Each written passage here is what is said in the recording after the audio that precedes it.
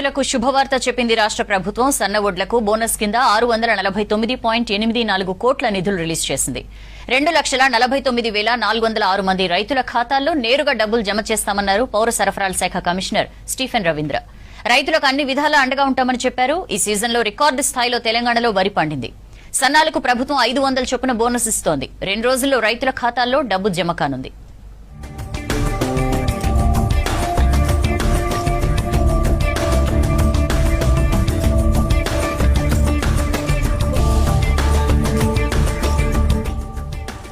రైతులకు శుభవార్త చెప్పింది రాష్ట్ర ప్రభుత్వం. సన్న వడ్లకు బోనస్ కింద 649.84 కోట్ల నిధులు రిలీజ్ చేసింది.